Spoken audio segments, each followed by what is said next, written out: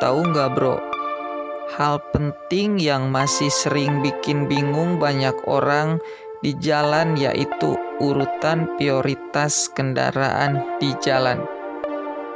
Siapa sih yang harus kita dahulukan? Ambulan, pemadam, bus, atau motor? Tonton sampai habis ya, biar kamu nggak salah lagi saat di jalan. Kenapa sih kita harus tahu urutan kendaraan yang harus diprioritaskan? Karena ini bukan cuma soal sopan santun ya, tapi soal hukum dan keselamatan nyawa.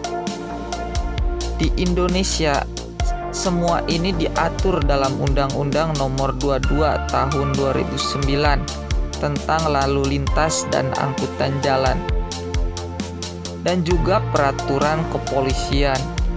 Jadi bukan cuma etika, tapi juga legalitas. Kita juga bisa menghindari tilang, kecelakaan, dan bisa bantu menyelamatkan nyawa orang lain. Jadi yuk kita simak urutan lengkapnya.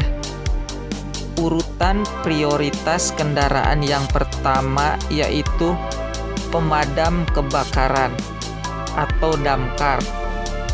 Kenapa yang pertama? Karena damkar sedang menjalankan tugas darurat yang bisa merugikan orang banyak ya. Terlambat sedikit saja bisa menyebabkan kerusakan yang lebih besar, bahkan bisa kehilangan nyawa. Jadi waktu adalah hal yang sangat krusial bagi pemadam kebakaran, termasuk hak untuk melanggar rambu lalu lintas tertentu, seperti lampu merah contohnya, saat menggunakan sirine dan lampu rotator. Urutan kedua yang harus diprioritaskan yaitu ambulan. Pasien dalam ambulan sering berada dalam kondisi kritis, di mana setiap detik bisa menentukan hidup atau mati. Prioritas di jalan membantu ambulan mencapai rumah sakit secepat mungkin. Selain itu, dengan jalan yang lancar, ambulan bisa segera membawa pasien ke fasilitas yang memiliki peralatan dan tenaga medis yang dibutuhkan.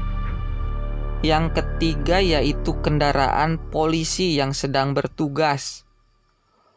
Polisi sering menangani kejadian yang mendesak, seperti mengejar pelaku kejahatan, mengamankan lokasi kejadian, atau mencegah tindak pidana. Jika mereka terhambat di jalan, respon mereka bisa terlambat dan membahayakan keselamatan banyak orang, termasuk pengawalan VIP, patroli, hingga pengamanan wilayah. Jika sirine menyala dan lampu rotator berkedip, wajib kita beri jalan. Prioritas yang keempat yaitu kendaraan pemimpin lembaga negara atau tamu negara. Pemimpin lembaga negara memiliki tanggung jawab besar dalam menjalankan fungsi pemerintahan. Mereka sering berpindah tempat untuk menghadiri rapat penting, acara resmi, atau kegiatan strategis yang tidak bisa ditunda.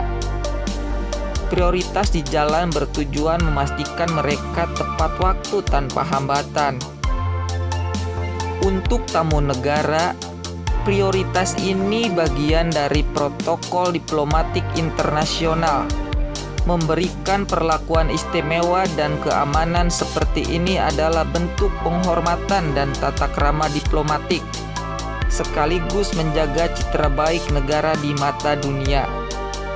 Prioritas yang kelima yaitu iring-iringan jenazah.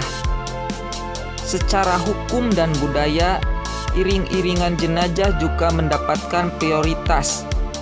Kita diimbau untuk menghormati dan tidak memotong jalurnya.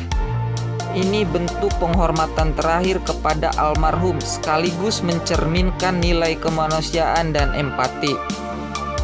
Namun perlu diperhatikan, kendaraan-kendaraan di atas harus menggunakan sirine atau lampu rotator. agar pengguna lain tahu mereka dalam tugas khusus.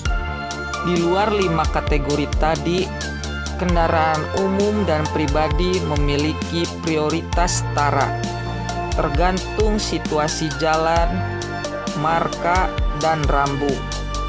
Namun ada beberapa etika yang perlu diingat.